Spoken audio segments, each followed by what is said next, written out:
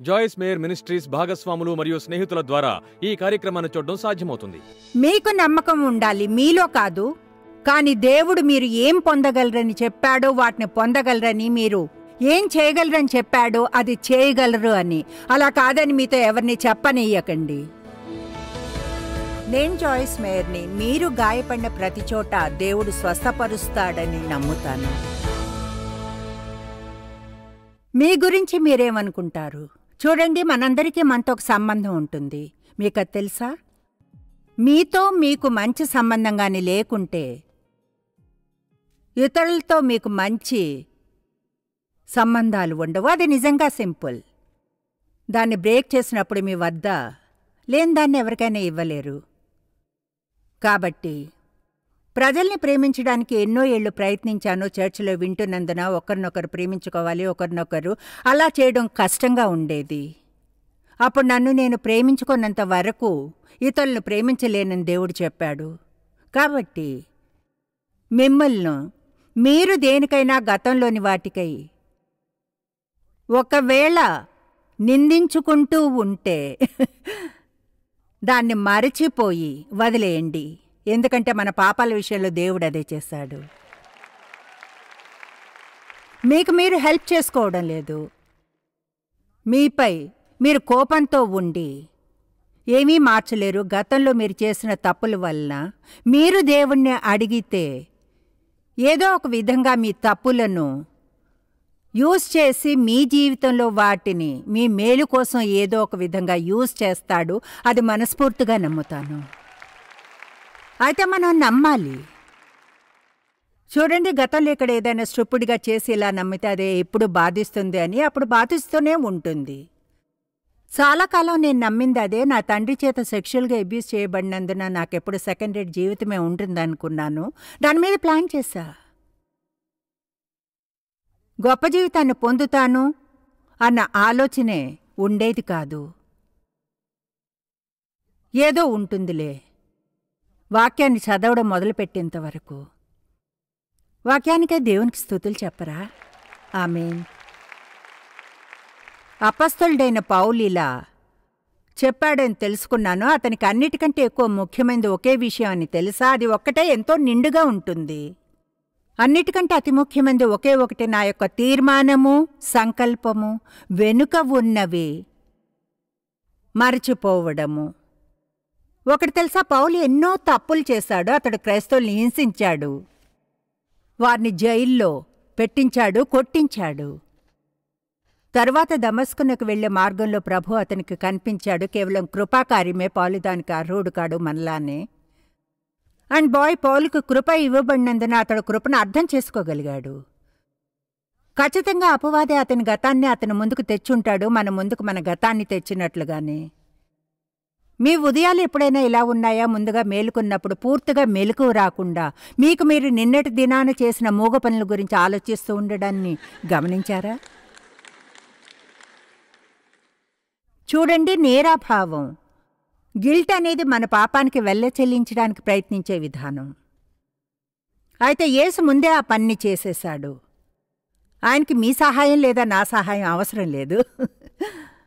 ఒకటి, ఆయన పూర్ణకార్యాన్ని చేశాడు లేదా చేయలేదు. ఆయన చేశాడని మనం నమ్మాలని అంటాడు. నేను ఒప్పుకుంటాను. మీరు నిజంగా ఏదైనా చెడు చేసి కేవలం పశ్చాత్తాపడి వదిలి వెళ్ళిపోవడం కష్టమే అని. అయితే దేవుడు మనల్ని అలానే చేయమంటున్నాడు. ఎందుకంటే మనలోని ప్రతి ఒక్కరూ పూర్ణంగా ఆయన రాజ్యములో పనిచేస్తూ ఉండాలని. ఎందుకంటే చేయవలసినది ఎంతో ఉంది కనుక. మీరు ఫుల్ టైం పరిచర్యలో ఉండాలని చెప్పడం లేదు. కానీ మీ జాబ్ చేసే చోటులో, మీ ఇంటి వెనుక, మీ చుట్టుప్రక్కల, స్కూల్లో, మీరు ఎక్కడ ఉన్నా సరే లోకం యేసుని చూడవలసి ఉంది. వాళ్ళు మన ద్వారానే ఆయన్ను చూడగలరు. నిజంగా దేవుడు మనల్ని చేయమంటున్నది అంత కష్టమేమీ కాదు. మీరున్న చోటు నుంచి బయటకు వచ్చి మీరు నమ్మాము అన్న జీవితాన్ని జీవించండి. కష్టం కాదు. ఏదో ఒక మూలన ఎవరో ఒకరికి ప్రసంగాన్ని బోధించమండం లేదు. జీవితాన్ని జీవించండి. ప్రజల్ని ప్రేమించండి, ప్రోత్సహించండి, దయగా ఉండండి, హెల్ప్ చేయండి, వారిని క్షమించండి. ఆత్మఫలాన్ని ప్రదర్శించండి. ఆదివారం నాడు చర్చికి వెళ్ళి మిగతా వారం అంతా అపవాదిలా ఉండకండి. ఆమీన్. అంటే మనం విషయాలను తప్పుగా చేస్తాము, మనం తప్పులు చేస్తుంటాం. హెబ్రీయుల గ్రంథంలో బైబిల్ చెప్తుంది యేసు అర్థం చేసుకుంటాడని. సంతోషంగా ఉంది. బహుశా లోకంలో వేరే ఎవరూ నన్ను అర్థం చేసుకోలేరు, ఎందుకంటే మనందరికీ మన బ్రాండ్ వింత ఉంటుంది. అయితే యేసు మనల్ని అర్థం చేసుకుంటాడు. హెబ్రీ 4:15-16 చెప్తుంది, మన ప్రధాన యాజకుడు మన బలహీనతల యందు మనతో సహానుభవం లేనివాడు కాడుగాని సమస్త విషయముల్లోనూ మన వల్లే శోధింపబడ్ను, ఆయన పాపం లేనివాడుగా ఉండెను కనుక అనేది అక్కడ నేనిప్పుడు చెప్పిన దాని వల్లనే ఉంది.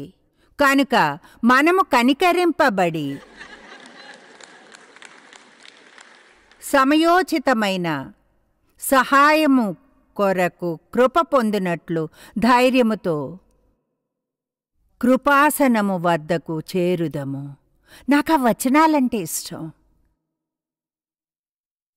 కనుక ఈరోజు మీతో దేన్ని ఈడ్చుకుని వచ్చినా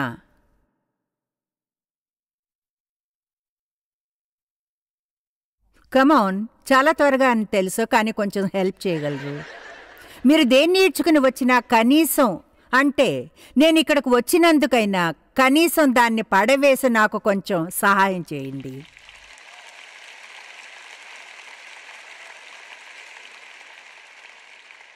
మీలో ఎంతమంది నమ్ముతారంటే దేవుడు మీ తప్పుల్ని తీసుకుని వాటిని యూజ్ చేయగలిగినంత గొప్పవాడని నమ్ముతారు? ఖచ్చితంగా గొప్పవాడే. సంఖ్యాకాండం 13:1-2-3. యెహోవా మోషేకు ఇలాగ సెలవిచ్చెను, నేను ఇశ్రాయేలీయులకు ఇచ్చుచున్న కనాను దేశమును సంచరించి చూచుటకు నీవు మనుషులను పంపుము. పాలు తేన్లు ప్రవహించే మరియు మీరు ఊహించగల ప్రతి మంచిది కలిగిన ఆ దేశమును వారికి ఇస్తానని దేవుడు వారికి వాగ్దానం చేశాడు. వచనం చెప్తుంది, వారి పితరుల గోత్రంలో ఒక్కొక్క దాని నుండి ఒక్కొక్క మనిషిని మీరు పంపవలను, వాళ్ళు ప్రతివాడు ప్రధానుడై ఉండవలన. అంటే ఆయన చెప్పాడు, ప్రతి గోత్రంలో నుండి ఒక్కొక్క ప్రధానుడను ఆ దేశమునకు పంపవలను. నేను వాగ్దానం చేసింది సత్యమో కాదో తెలుసుకుంటకు. ఇప్పుడు కరెక్ట్గా మాటలు అవి కావు, అయితే అది వారు చేస్తున్న దాని సారాంశం. మోషే యెహోవా మాట విని పారాను అరణ్యము నుండి వారిని పంపెను.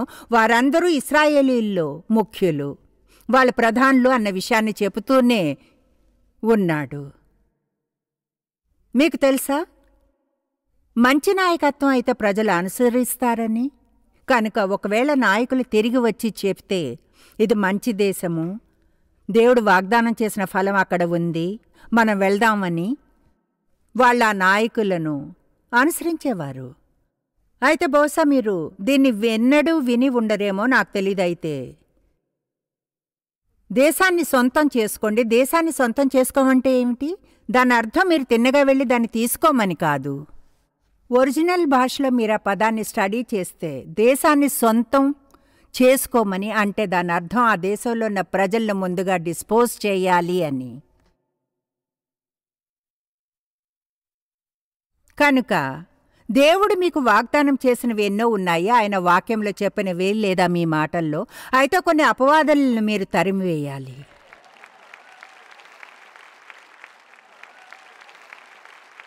కొన్ని అబద్ధాలను దేవుడు బయలుపరచనివ్వాల్సి ఉంటుంది. ఈనాడు ఎంతమంది ఎన్ని అబద్ధాలు నమ్ముతారో ఆశ్చర్యంగా ఉంటుంది. నేను ఇప్పటికీ నమ్మేవి ఉన్నాయా అని తెలీదు, అయితే కొన్ని ఉన్నాయని పందెం కాయగలను ఉన్నాయి. కాబట్టి మీకు సొంతమైన దాన్ని ఆక్రమించుకునే శత్రువులతో ముందుగా మీరు డీల్ చేయాలి. కమాన్, రక్తంతో కొనబడినది, మనం క్రీస్తుతో సహవారసులము. దేవుని నుంచి ఆయన దేనికి అర్హుడో వారసత్వంగా వచ్చినదో దాన్ని మనము పొందుతాం. అయితే ఈ మధ్యనే నేను తెలుసుకున్నది ఇదే, నాకు ఇది ఇష్టం. బైబిల్ ఏం చెప్తుందంటే దేవుని చేత మనము దత్తు తీసుకోబడ్డాము అని, మనం క్రీస్తుతో సహవారసులమని. రోమా చట్ట ప్రకారంగా ఒక తండ్రి తన సొంత కుమారుడికి వారసత్వం ఇవ్వకూడదనుకుంటే అలా చేయవచ్చు, కానీ ఒకరిని దత్తుగా తీసుకుంటే ఏ కారణం చేత కూడా వారసత్వం నుండి తీసివేయలేడు.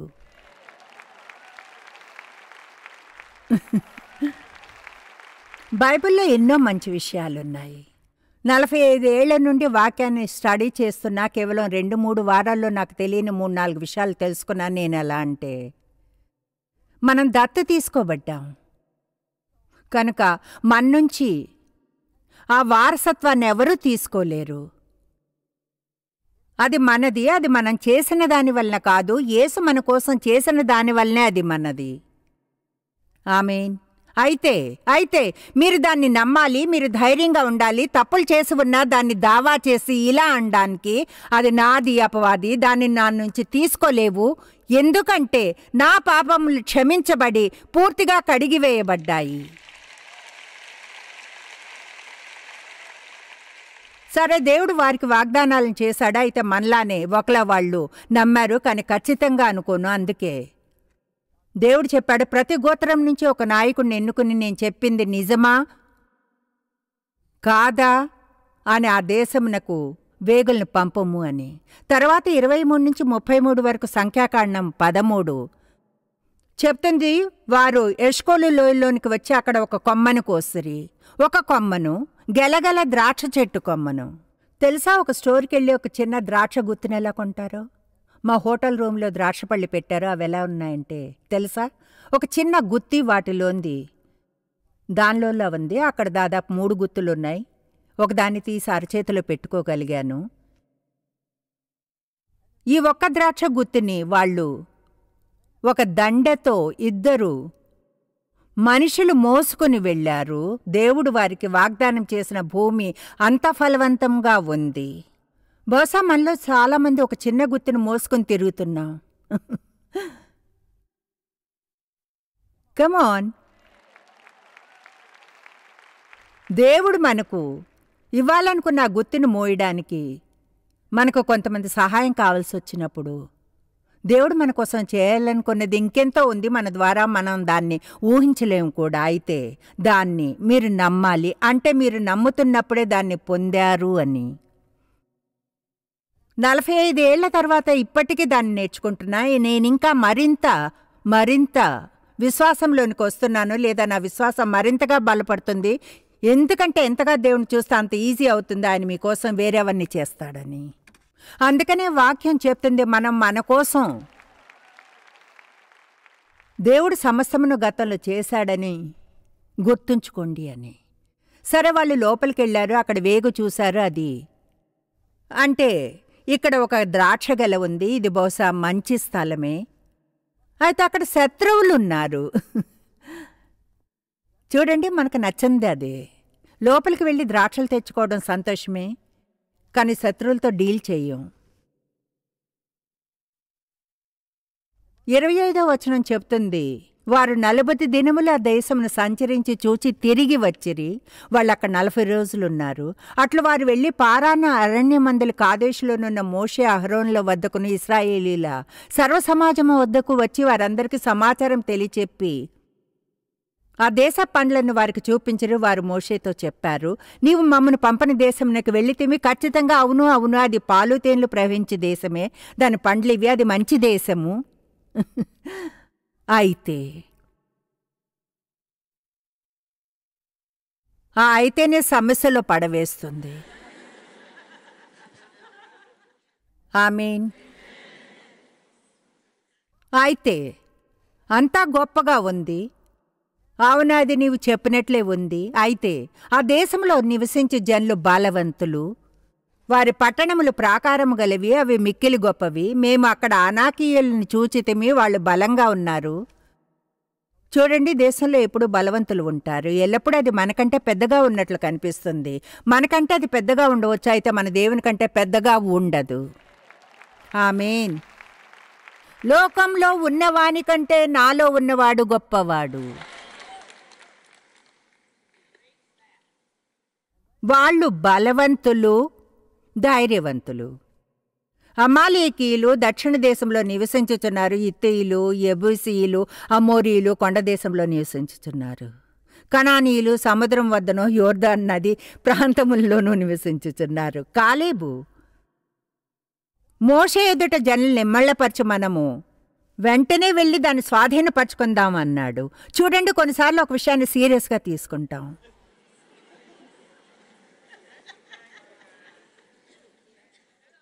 దేవుడు మీ మనసులో ఏదో ఉంచుతాడా? విశ్వాసం ఉంటుంది అక్కడ. అయితే తర్కించడం మొదలవుతుంది. కమాన్, నిన్న చెప్పుకున్నాం వివేచించడం ఎంత అపాయకరమైందో. అంటే నాకు ఖచ్చితంగా తెలుసు దేవుడు నేను చేస్తున్న దాన్ని చేయడానికి ఎందుకు పిలుపునిచ్చాడన్న దానికి సహజ కారణం లేదని. నేను ఎన్నడూ ఒకసారి కూడా పబ్లిక్ స్పీకింగ్లో క్లాస్ కూడా తీసుకోలేదు. ఒక ప్రసంగాన్ని కలిపి ఎలా చెప్పాలో ఎవరు చూపించలేదు. ఒక పుస్తకాన్ని ఎలా వ్రాయాలో చూపించలేదు. మీరు పొందే విద్య అంతా ఎంతో గొప్పదనుకుంటాను. అది గాని ఆ విద్య మంచిది మరియు సరైంది అయితే, కానీ నాకు అవకాశం లేకపోయింది. అయితే దేవుడు ఏదైనా చేయడానికి అభిషేకిస్తే, కమాన్, ఈ కాలంలో ఎక్కువగా అభిషేకం గురించి మాట్లాడడం. అదే ఈ లోకంలో మార్పునంతటినీ తెస్తుంది. మీరేదైనా చేయడానికి అభిషేకించబడితే, ఎవరో నా పక్కన ఈ పని చేయడానికి అభిషేకించబడిన వారు నిల్చోవచ్చు. నేను చెప్పే ఒక్కొక్క మాటను చెప్పగలరు. అయితే అది మీ మనసుని తాకలేదు. అంటే నిజంగా మార్పును తెచ్చేది ఆ వ్యక్తికి, అది అభిషేకమే మార్పును తెస్తుంది. దేవుడు ఆయనకి ఇష్టమైన వారిని అభిషేకించగలడు. ఒక ప్రవక్తతో మాట్లాడడానికి ఆయన ఒక గాడిదను యూజ్ చేశాడు. ఆమేన్.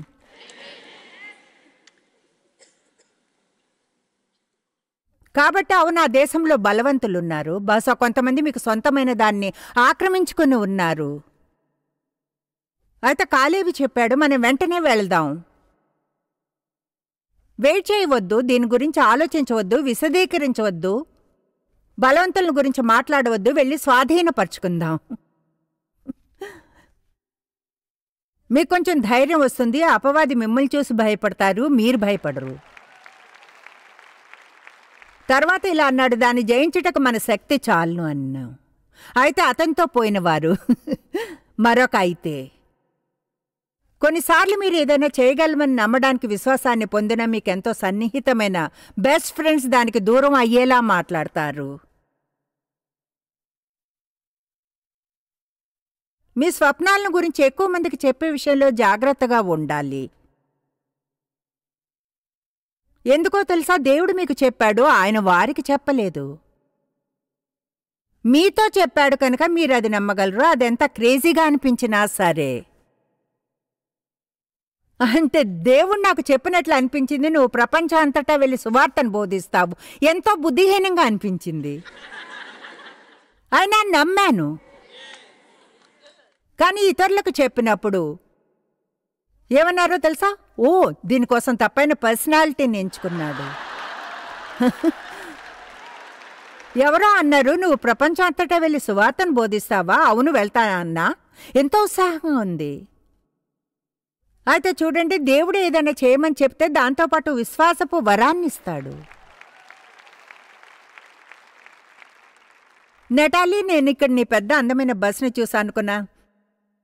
నేను గాని ప్రపంచం అంతటా బస్సులో ట్రావెల్ చేయవలసి వస్తే. అయితే చూడండి, మీరు చేయవలసింది చేయడానికి కావాల్సిన కృపని దేవుడు ఇస్తాడు. నేను చేయవలసిన దానికి కృపని నాకు ఇస్తాడు. కనుక మన గురించి డంబాలు పలకడం మానాలి. ఎందుకంటే ఆయన లేకుండా మనమేమీ చేయలేము. ఆమేన్. అయితే దేవుడు దేనికైనా పిలుపునిచ్చినప్పుడు దాంతోపాటు విశ్వాసపు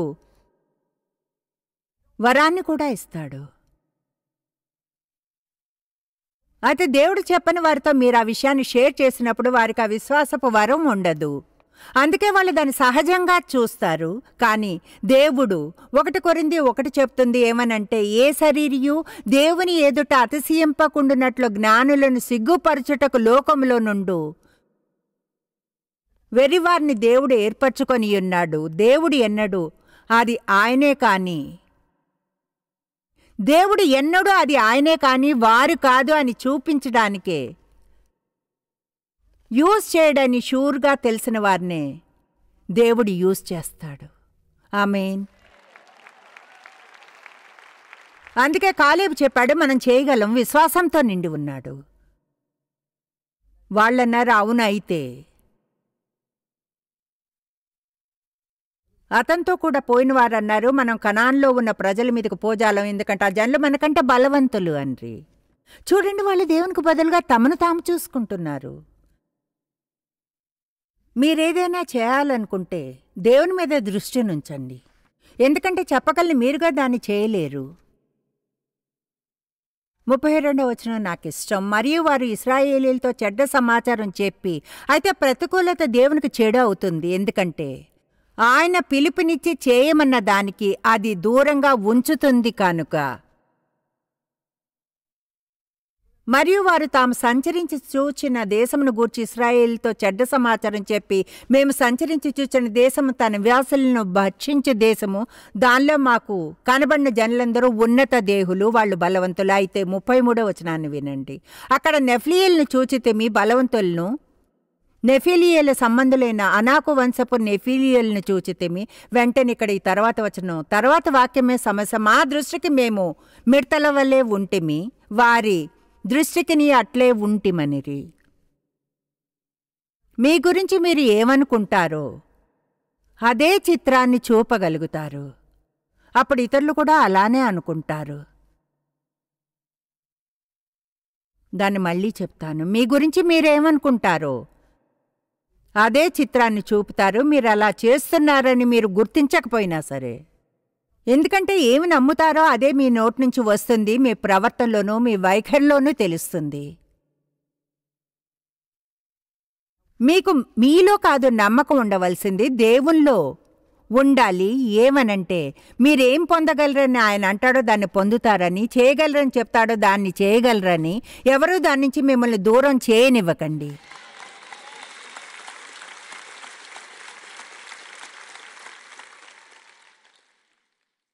మీ స్వయం చిత్రం అనేది మీరుగా మీ హృదయంలో మోసుకుని వెళ్లే చిత్రం లాంటిది. చాలామంది మీకు గాని పిల్లలుంటే, నేను ఇలా అంటే మీ వద్ద మీ పిల్లల ఫోటో ఉందా, ఫోన్ని విప్ చేస్తారు. మేము మా పర్సులో ఫొటోస్ పెట్టుకునేవాళ్ళం, ఇప్పుడు ఫోన్లో తీస్తాం. ఓ మనకెంత ఫొటోస్ చూపించడానికి ఉత్సాహపడతారు. చూడండి, మైక్ భార్య పెన్నీ వారి కుమార్తెల్లో ఒకరు జాకెట్స్ని డిజైన్ చేస్తుంది. ఈరోజే నేను అడిగా, లీ డిజైన్ చేసే ఫొటోస్ ఏమైనా నీకు పంపుతుందా అని. ఓ ఎస్, ఆమె డ్రెస్సులు కూడా చేస్తుంది, మీరు చూస్తారా? చూడండి, మనం మన పిక్చర్ను కూడా తీసుకుని వెళతాం మన హృదయంలో. మీ గురించిన చిత్రం ఏమిటి?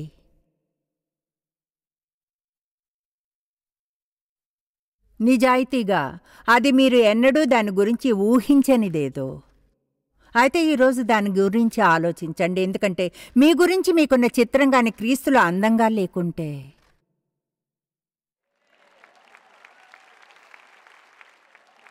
గుర్తుంచుకోండి, క్రీస్తులో అన్నాను.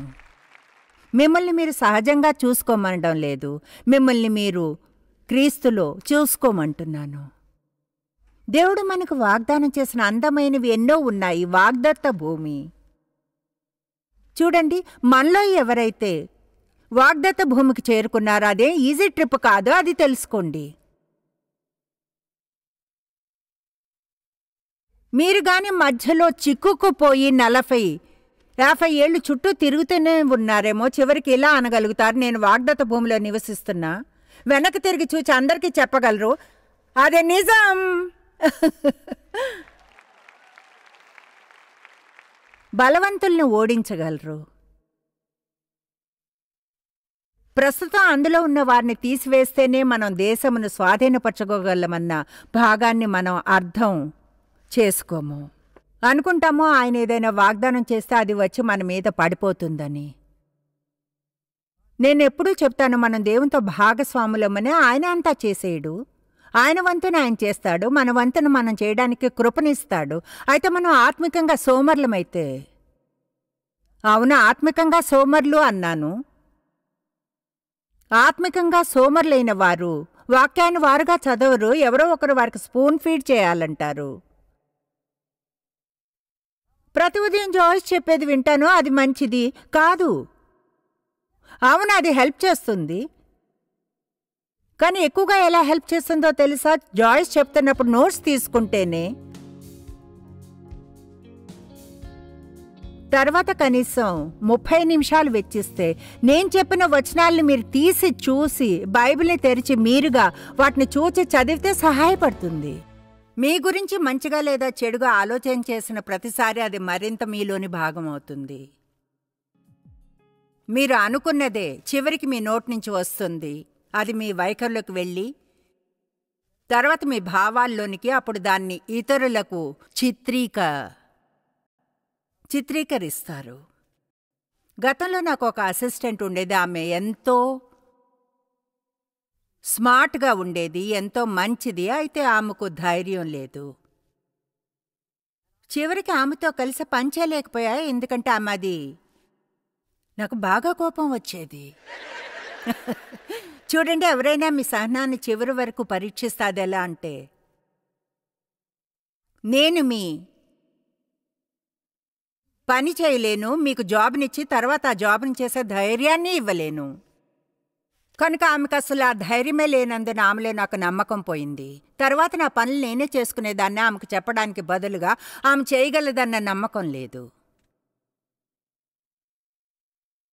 అందుకే మీరు ఇంటికి వెళ్ళినప్పుడు మీ గురించి ఎలా ఫీల్ అవుతున్నారన్న దాని గురించి ఆలోచించండి. మీ గురించి ఏమనుకుంటున్నారు? దేవుని సహాయంతో జీవితంలో ఏం చేయవలసి వచ్చినా చేయగలరని నమ్ముతారా, లేదా అది నాకు మించినది అని నమ్ముతారా? అది చాలా కష్టం. లేదు, కష్టమైంది ఏది చేయమని దేవుడు ఎప్పుడూ చెప్పడు. అదే మన అతిపెద్ద సాకు. చూడండి, కష్టం. నేను చదువుకోవాలనుకున్నా. జాయిస్ అయితే బైబిల్ అర్థం కాలేదు. అప్పుడు వేరే అనువాదాన్ని చదివి ఏది అర్థం అవుతుందో దాన్ని తీసుకోండి. చదువుతున్నప్పుడు పరిశుద్ధాత్మని బోధించమని ప్రార్థించండి. ఆమేన్.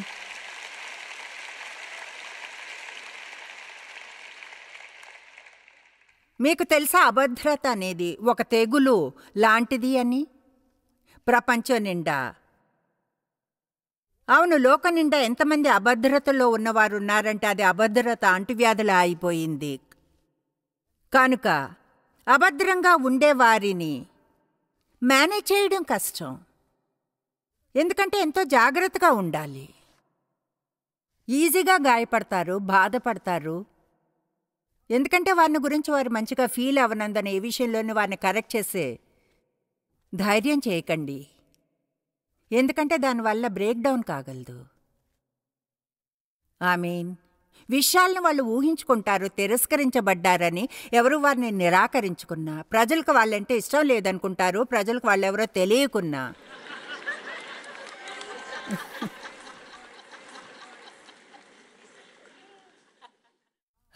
నేనెంతో అభద్రంగా ఉండేదాన్ని, నేను ఇలా ఉన్నాను అనుకునేదానే.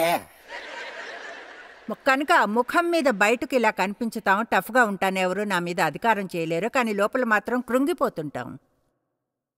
మనకు 2 జీవితాలుంటాయి. అందరికి చూపించే ముఖం ఒకటి, తర్వాత మనకు తెలిసిన లోపలది. అదిగో ఆ లోపల మనిషే మనం. అంటే ఆ ఆత్మ స్వస్థపరచబడాలి.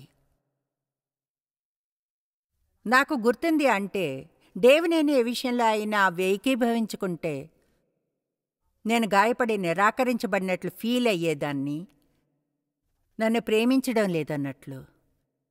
దేవుడు నాకు బోధించాడు, ఆయన్ని అభిప్రాయంతో ఏకీభవించినంత మాత్రాన ప్రేమించడం లేదని కాదు. మీరు ప్రజలకు మీ అభిప్రాయం కంటే వేరేంది ఉండే ఫ్రీడమ్ని ఇవ్వాలి. అంతేకాని ఏ విషయంలో అయినా మీరు ఫీల్ అయినట్లే ఫీల్ కాకుంటే నిరాశపడకుండా. లేకుంటే మనకు ఫ్రీడమ్ ఉండదు, అదంతా కంట్రోలే. మీరంటే మీరు ఇష్టపడ్డం ఎంతో అద్భుతం. తెలుసా, మీరు ధార్మికమైన వారి వద్ద ఉంటే, నేను చెప్తున్నది చూడండి, ధార్మికమైన సర్కిల్స్లో మీరంటే మీకు ఇష్టమని చెప్పే ధైర్యం చేయకండి. అంటే ఎంతో బాధాకరం. ఏమిటి?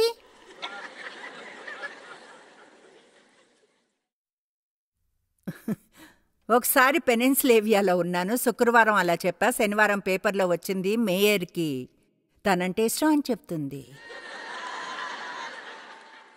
అయితే చూడండి, నేను గాని ఇలా అనుంటే, నేనెంతో దుఃఖకరమైన పురుగుని, పనికిరాని దాన్ని, ఎంతో ఘోరమైన దాన్ని, అప్పుడు మంచిదాన్ని అనుకునేవారు.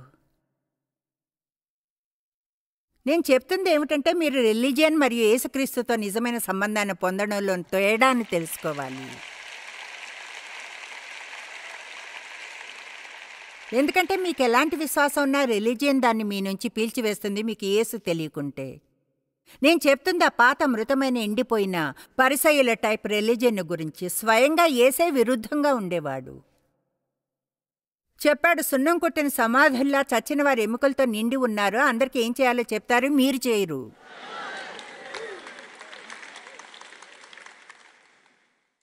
మనకు ఆరోగ్యకరమైన స్వయం చిత్రం అవసరం.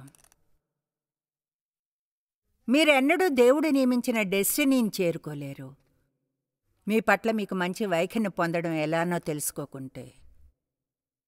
అందుకని మీ తప్పుల్ని మర్చిపోయి దేవుణ్ణి నమ్మడం అనేది ఎంతో ముఖ్యం. అదేదో మనం తప్పులకే సారీ ఫీల్ అవడం లేదని కాదు, అవును ఫీల్ అవుతాం. దేవుడు అంగీకరించలేదు అని నమ్మిన దేన్నైనా చేసినప్పుడు నా గుండె బద్దలవుతుంది. అయితే దాన్ని నాతో ఈడ్చుకుని వెళ్ళలేను. నిన్నటి తప్పుల్ని ఈనాటికి తీసుకుని రాకూడదు, ఎందుకంటే మోయడానికి అవన్నీ భారమవుతాయి. వాటిని వదిలేయాలి. దేవుడు చేయమన్నది మీకుంది, మీరొక నేరాభావపు సంచిని ఈడ్చుకుంటూ చేయలేరు. ఆమేన్. అది మోయలేని భారమవుతుంది. ప్రయాసపడి భారం మోయిచున్న ప్రజలారా, నా వద్దకు రండి, నేను విశ్రాంతినిచ్చెదను. మన కోసం ఉన్న దేవుని చిత్తమునకు మించి వెళ్ళలేము. మీరు చేయాలనుకున్న ప్రతిదీ చేయలేరు, కానీ ఆయన చేయమని చెప్పిన దేన్నైనా చేయగలరు. దేవుడు మీకు ఏది ఇచ్చినా, అందరికీ అదంతా క్రేజీగా అనిపించినా సరే, నిజంగా దేవుడు మీ హృదయంలో చెప్పాడని ఫీల్ అయితే తప్పకుండా చేయండి. ఒక విషయం తెలుసా, మీరు తప్పని ఒకవేళ తెలుసుకుంటే అది మిమ్మల్ని కదిలించి వేసేలా చేయనివ్వకండి. ఇలా అనండి, నేను అలా మళ్ళీ చేయకూడదని తెలుసుకున్నా, తర్వాత పనికి వెళ్ళిపోండి. ఓటమి అనేది విజయం పొందడంలోని ఓ భాగం. విజయం వైపు వెళుతూ మార్గంలో ఓడుతుంటాం. నేను తప్పులు చేశాను. దేవుడు టీవీకి వెళ్ళమని పిలుపునివ్వడానికి ముందే వెళ్ళడానికి ట్రై చేశాను. కొన్నిసార్లు మీ హృదయంలో ఏదో ఉంటుంది, అది దేవుడి నుంచే, అయితే సరైన సమయం కాదు. కొన్నిసార్లు అది తెలుసుకోవడం కష్టమవుతుంది, ముఖ్యంగా యంగ్ క్రిస్టియన్స్గా. చాలామంది బైబిల్లో కూడా అదే తప్పుని చేశారు, వాళ్ళకంటే కొంచెం ముందుగా వెళ్ళారు. కనుక అనుకున్నాను, నేను టీవీకి వెళ్తాను. సరే, ఒక స్టూడియోని సెయింట్ లూయిస్ కేబుల్ స్టేషన్ వద్ద రెంట్కి తీసుకున్నాం. అక్కడే ఉంటాం. మా 4-5 ఫీమేల్ ఎంప్లాయీస్ని తీసుకుని ఒక టాక్ షో చేద్దాం అనుకున్నాం. నేను వాళ్ళని ప్రశ్నలు అడిగితే వాళ్ళు జవాబులు చెప్తారు. అయితే అక్కడ సమస్య ఉంది, ప్రశ్నలు అడిగేదాన్ని, జవాబు చెప్పేదాన్ని నేనే.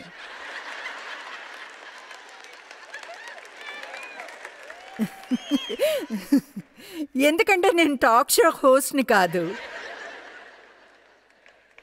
మీరు కానీ గమనిస్తే మా టీవీ ప్రోగ్రాంలో ఎక్కువగా ఇంటర్వ్యూలు చేయం, ప్రజల్ని తీసుకుని వచ్చి ఇంటర్వ్యూ చేయడం. నేను వచ్చే వారం డే స్టార్కి వెళ్తున్నట్లుగా టీబీఎన్కి 2 గంటల ఇంటర్వ్యూ మా పుస్తకాల కొరకు చేయడానికి. చూడండి, వాళ్ళు చేసేది అదే. ఎప్పుడూ అక్కడికి ప్రజల్ని పిలుస్తూ ఉంటారు, ఇంటర్వ్యూలు చేస్తారు. నేనది ట్రై చేశాను. మాకు ఇలా అంటూ లెటర్స్ కూడా వ్రాసేవారు, ప్లీజ్ గెస్ట్లను మాట్లాడనివ్వమని జాయిస్కి చెప్తారా. అంటే వాళ్ళు వచ్చి నాకు చెప్పినప్పుడే నేను ఎలా అంటే, నాకు అది అసలు నచ్చనే లేదు. ఎందుకంటే మీరు నా షోలో ఉండి మీరు సరైంది చెప్పకుంటే,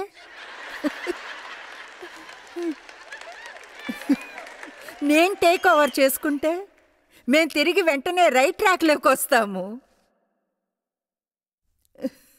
నేనన్నాను, ఏమన్నా తెలుసా, అది నేను కాదు, మేము చేయగలిగింది ఎవరో దాన్ని బాగా చేసినందున మీరు దాన్ని చేయలేరు. దేవుడు పిలుపునిచ్చి చేయమన్నదే మీరు చేయగలరు. ఆమేన్. అందువలన 6 నెలల్లో మాకు ఆ టీవీ షో నుంచి ఒక్క మెయిల్ మాత్రం వచ్చింది. ఇది పని చేయడం లేదన్నాను. చూడండి, అప్పుడు దేవుడు మమ్మల్ని టీవీకి వెళ్ళమన్నప్పుడు మేము షాక్ అయ్యాము. ఎలా చేయాలో తెలీదు. దేవుడు దానికోసమే వెయిట్ చేస్తున్నాడు, మేముగా చేయలేమని, వినయంగా ఉండాలి అని. అంతేకాని మేము చేయాలనుకున్నందుని వెళ్ళి చేసేయగలమని అనుకోవడానికి బదులుగా. ఆమేన్. తర్వాత ఇంకో విషయం చెప్తాను. కొన్నిసార్లు దేన్నైనా చాలా కాలంగా చేస్తుండవచ్చు, అప్పుడు సడన్గా దేవుడు అది అయిపోయింది అంటాడు. అది చాలా కష్టం, ఎందుకంటే మీరు ఒకలా చేస్తున్నది చేస్తున్నారు, అది బాగుంది, ఆనందిస్తున్నారు. అప్పుడు సడన్గా ఏదో పని చేయడం లేదు, అందులో అభిషేకం లేదు. ఇప్పుడు దాన్ని ఆనందించడం లేదు. అదెలా అంటే బ్లా. సెంట్ లూయిస్ చర్చ్లో నేను 5 ఏళ్ళు పనిచేశాను. 5 ఏళ్ళు హోమ్ బైబిల్ స్టడీస్, 5 ఏళ్ళు ఈ చర్చ్లో పనిచేశాను. నా జాబ్ నాకు నచ్చింది. ఎంతో బోధన చేయాల్సి వచ్చింది. బైబిల్ స్కూల్లో బోధించాను. ప్రతి గురువారం ఉదయం 4 నుంచి 500 మంది ఉమెన్స్ మీటింగ్కి వచ్చేవారు. అది మంచి పెద్ద సభ అని అనవచ్చు. పాస్టర్ టౌన్లో లేనప్పుడు ఎక్కువగా బోధించేదాన్ని. నా పేచెక్ కోసం నమ్మనవసరం లేదు, ఆయనే చేశాడు. అంత బాగుంది. తర్వాత మొదలు పెట్టానంతే, పనికి వెళ్ళాలనిపించలేదు. మీటింగ్సే కూడా, ఇక బోర్డ్, వీక్లీ మీటింగ్లు. అసలేమైందో నాకు తెలియదు. ఎలా అంటే అసలేమైంది, ప్రేయర్ మీటింగ్కి వెళ్ళాలనిపించలేదు. ప్రతి మంగళవారం రాత్రి చర్చి ఉండేది. ఒకరోజు నా సీట్లో కూర్చున్నా. అవును, ముందు వరుసలో నా పేరున్న సీటు ఉంది, అందరికీ అది ఇష్టం. అలా ఉంటే విఐపీలా ఫీల్ అవుతా. అవునా, నాకు సొంత పార్కింగ్ ప్లేస్ ఉండేది, నా పేరుతో పేరు ఉన్న సీట్. ముఖ్యమైనవి అనుకునే విషయాలు అద్భుతంగా ఉంటాయి. వయసు అయ్యాక ఎలాంటి ముఖ్యత్వం లేదని గుర్తిస్తాం. వెనక్కి తిరిగి చూస్తే ముఖ్యమైన అనుకునేవి 35 ఏళ్ల వయసులో ఇప్పుడు నాన్సెన్స్గా గుర్తించాను. ముఖ్యమైనది ఒకటే, మనం దేవుని ఎదుట ఆయన మనం జీవించాలనుకున్న జీవితాన్ని జీవించడమే. సరే, దేవుడు నాతో మాట్లాడడం ఉన్నా, ఏం చేస్తున్నావు అనుకున్నా, చర్చికి వెళ్తున్నా, మంగళవారం కదా. అసలైతే దేవుడు అన్నాడు, ఇక నీకు పని లేదు. నేను ఇన్సల్టింగ్గా ఫీల్ అయ్యాను. నేను లేకుండా చర్చిని ఎలా నడిపిస్తారు? కమాన్. అయితే దేవుడు అక్కడ, దేవునికి నా అవసరం లేదు, ఇక నా వంతు నేను చేశా. నేను పరిచర్యను తీసుకోవాలన్నాడు. ఆయన చెప్పాడు, ప్రపంచ నలుమూలలకు వెళ్ళు. నేను ఇప్పుడు ఆ కథలోకి వెళ్ళను, చాలా పెద్దది. అయితే పాయింట్ ఏమిటంటే, ఇక్కడ అది వినవలసిన వారెవరో ఉన్నట్లు ఫీల్ అవుతున్నా. మీరు దేనిలో అయినా మంచిగా ఉన్నారేమో. అయితే దేవుడు దాంతో ముగించినప్పుడు, మీరు పైన కొండ మీద 10 ఏళ్ల క్రితం చనిపోయిన గుర్రాన్ని త్రోయడానికి ప్రయత్నిస్తూ ఉండకూడదు. ఆమేన్. తెలుసా, గత కొన్నేళ్ళలో నేను కొన్నిటిని వదిలి వేయవలసి వచ్చింది.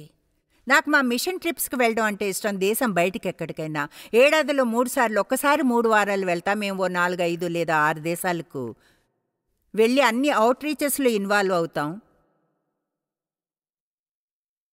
ఎంతో సహాయాన్ని పొందాం. అంటే ప్రతి ద్వారం మా కోసం తెరవబడింది. అద్భుతంగా ఉంది.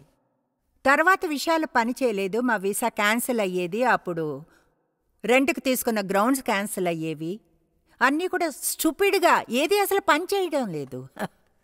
ఇలా అంటే ఏం చెప్తున్నానో అర్థమవుతుందా? అది అసలు పని చేయలేదు.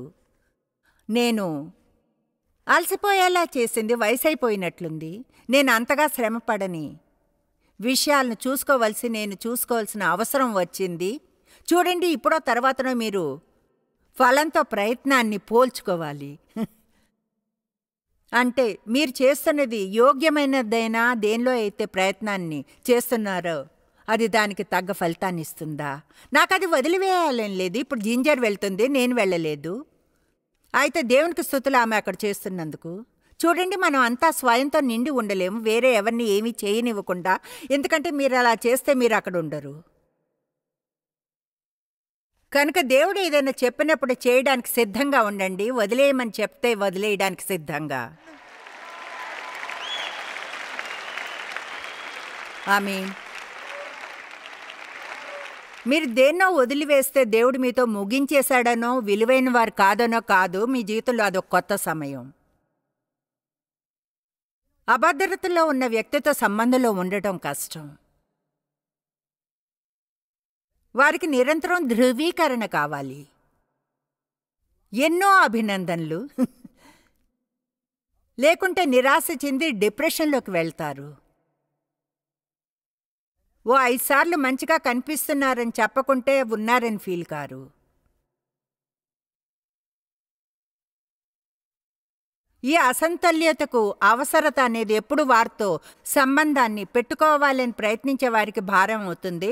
ఆ బంధాన్ని తెంచుకోవటం మంచిదనుకుంటారు వారి మూడ్స్తో డీల్ చేయడానికి బదులుగా.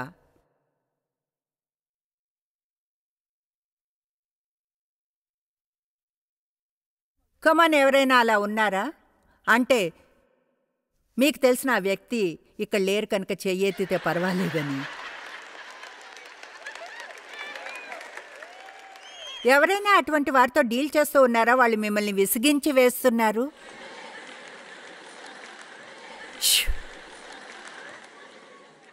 త్వరలోనే బహుశా మీకు ఏ ఎంపిక ఉండదు. మీరు మీలోని మీ జీవితాన్నంతటినీ తీసివేయనీయకూడదు. ఎందుకంటే వాళ్ళు దేవునితో ఉండరు, స్వస్థపరచనివ్వరు. చెప్పాలంటే చాలామంది సహాయం వద్దంటారు. ఊరికే కూర్చుని వారి సమస్యలు రోజంతా చెప్పాలనుకుంటారు, ప్రతి ఒక్క రోజు. వాళ్ళకి సహాయం అవసరం లేదు. సహాయం కోరుకునే ఎవరికైనా దేవుడు చేస్తాడు. అటువంటి వారు ఈజీగా బాధించబడతారు, ఇతరులతో పోల్చుకోవడానికి లోనవుతారు. అన్నిట్లోనూ వాళ్లే నిరంతరం ముందుండాలని, వాళ్ళు యోగ్యులమని నిరూపించడానికి ట్రై చేస్తారు. లేదా అవతలే అంచు చివరికి వెళ్తారు, అధికంగా తమ గురించి ఆలోచిస్తూ. ఎంతో సిగ్గుగా 2 మాటలు కూడా మాట్లాడరు.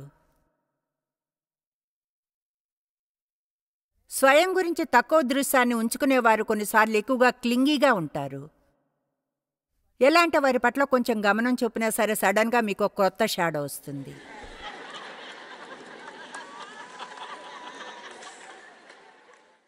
అదెలాంటి మళ్ళీ నువ్వు వచ్చావా? మా అమ్మ ఆమెను బ్లెస్ చేయాలా? ఆమె అలా ఉండేది, ఎన్నడూ నిజమైన ప్రేమను అనుభవించలేదు. నా తండ్రి అంతా నీచమైన వారు. దేవునికి స్తుతులు, మరణానికి 3 ఏళ్ల ముందు రక్షణ పొంది మారారు. కానీ చెప్తున్నాను, ఆయనతో జీవించడంలో సంతోషం ఉండదు. మా అమ్మ అలా ఉండేది తెలుసా. నేను ఆమెకు ఫోన్ చేస్తే, నేను మంచి కుమార్తెలా ఉండాలనుకుని ఆమెని చూసుకోవాలని నేను ఫోన్ చేస్తే ఆమె నాకు రోజుకు 3 సార్లు చేసే తర్వాత ఎన్ని రోజులు అన్నది నాకు తెలీదు. నేను ఫోన్లో ఆమెతో రోజంతా మాట్లాడడానికి టైం ఉండేది కాదు. అటువంటి వారి నుంచి దూరంగా ఉండాలని అనుకుంటాం, ఎందుకంటే మీ జీవితాన్ని వాళ్ళు మింగివేయాలనుకోరు కనుక. ఇప్పుడు ఈరోజు మీతో మాట్లాడుతున్నాను, మీరు ఇక్కడ ఉంటే బాగుండు అనుకునే వ్యక్తితో మాట్లాడడం లేదు. అంటే మీరు ఆశ్చర్యపోతుంటే మీతో మాట్లాడుతున్నాను. మీరు మిమ్మల్ని ఒక్కసారి చూసుకుని ప్రశ్నించుకోండి, మీ గురించి మీరు ఏమనుకుంటున్నారో, మీ గురించి ఎలా మాట్లాడతారో. నిన్న చెప్పాను, అయితే మళ్ళీ ఈరోజు చెప్తాను. చెప్పకండి, చెప్తున్నాను, చెప్పకండి. ఏం చేయాలో చెప్పగలిగే వయసు నాకుంది. మీ నోటితో మీ గురించి మీరు చెడు మాటలు చెప్పకండి. మీ గురించి చెడుగా చెప్పుకోవడం కంటే వేరే ఎవరైనా చెడుగా చెప్తే మంచి జరుగుతుంది. గుర్తుందా, నిన్న ఒక కథ మొదలుపెట్టాను, అయితే మరొక వైపుకు వెళ్ళిపోయాం కనుక దాన్ని ముగించడానికి ఇది మంచి చోటు. దేవునిలో నేను ఆయన నీతిని అని దేవుడు నాకు బోధించినప్పటి సంగతి చెప్తున్నాను. అది నాకు అర్థం అవడం కష్టంగా ఉండేది. ఒకరోజు మా బేబీని ఫీడ్ చేస్తుండగా డేవ్ నేను వాదించుకున్నాం. ఆయన ఆఫీస్కి వెళ్ళిపోయారు. ఎవరికైనా గుర్తుందా నిన్న స్టార్ట్ చేసినప్పుడు ముగించలేదు. బహుశా మీకు తెలీదు, ముగించలేదు. నేను టేబుల్ దగ్గర కూర్చున్నాను. ఇలా అంటూ అది నిజం, నేను మూర్ఖురాల్ని. నేనంత పెద్ద గందరగోళం, నేను అన్నీ తప్పే చేస్తాను, ఎప్పుడూ తప్పు నాదే, ఎప్పుడూ నేనే. మీకు చెప్పబోయేది నిజం. ఇది నేను భయపెట్టడానికి చెప్పడం లేదు, నిజం చెప్తున్నానంతే. ఏంజెల్స్ ఉంటాయి, అయితే దెయ్యాలు కూడా ఉంటాయి. మనం వాటిని చూడలేనంత మాత్రాన దాని అర్థం అవి లేవని కాదు. నేనక్కడ కూర్చుని ఈ చెడు మాటలు అంటుండగా నా గురించి నాకు నిజంగా అనిపించింది, గదిలోనికి నా వైపుకు ఒక దుష్టశక్తి వస్తున్నట్లు. భయంతో ప్రాణం పోయినట్లయింది. ఇలా అనసాగా, నేను క్రీస్తులో దేవుని నీతిని, నేను క్రీస్తులో దేవుని నీతిని, నేను క్రీస్తులో దేవుని నీతిని. నేనెంతగా అలా చెప్తే అంతగా ఆ దుష్టశక్తి వెనక్కి తగ్గడం ఫీల్ అయ్యాను. కమాన్, మీ జీవితంలో అపవాదికి ద్వారాన్ని తెరవకండి. మీ నోటి నుంచి మీ గురించి చెడు మాటలు చెప్పకండి. బైబిల్ చెప్పేది చెప్పండి అంతే. ఒకవేళ పూర్తిగా అలా జీవించకపోయినా సరే, లీగల్గా అది మీకు సొంతమైనది, యేసు రక్తంతో కొనబడినది. మనం కన్ఫ్యూజ్ అయ్యే చోట్ల ఒకటి ఏదంటే, మన విమోచనకు ఒక లీగల్ సైడ్ ఉంది మరియు ఒక అనుభవపూర్వకమైన సైడ్ ఉంది. లీగల్గా పవిత్రురాల్ని, కానీ అనుభవపూర్వకంగా ఎల్లప్పుడూ పవిత్రమైనవి చేయను. అది దాదాపుగా దేవుడు మనకు చాలా పెద్ద కోట్నిచ్చి అందులోకి పెరగమని మనకు సమయాన్నిస్తాడు. ముఖ్యమైనది ఏమిటంటే, మీరు ఎదుగుతున్నారు. మీరు గాని ఎదుగుతుంటే చేరుకున్నారా లేదా అన్న దాని గురించి దేవుడు పట్టించుకోడా. అయితే ఎదుగుతూ ఉంటారు. గత ఏడాదిని తిరిగి చూసి ఇలా అంటారా, అప్పటికంటే ఇప్పుడు వేరుగా ఉన్నానని? ఎవరూ ఇలా అనకూడదు, వేరుగా ఉన్నాను, హీనంగా ఉన్నాను అని.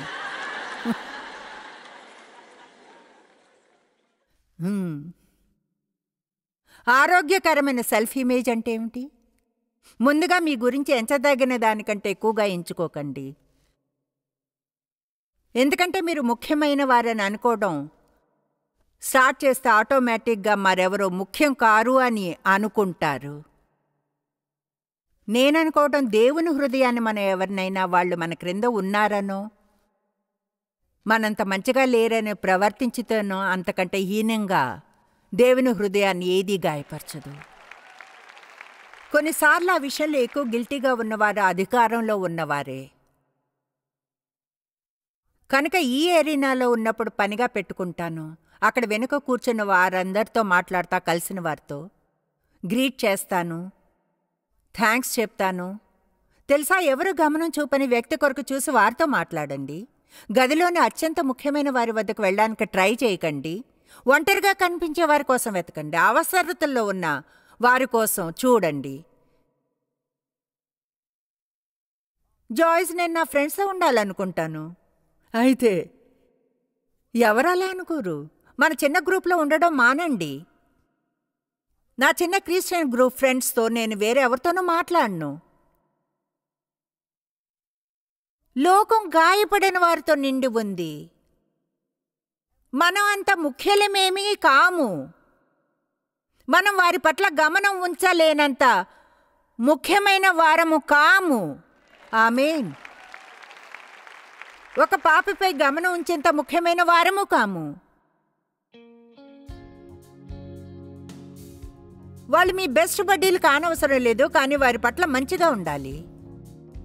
నేను చెప్తాను పాపలతో ఉండమని, వాళ్ళ మీద మీరు ప్రభావం చూపేంత వరకు, వాళ్ళు మిమ్మల్ని చెరపనంత వరకు.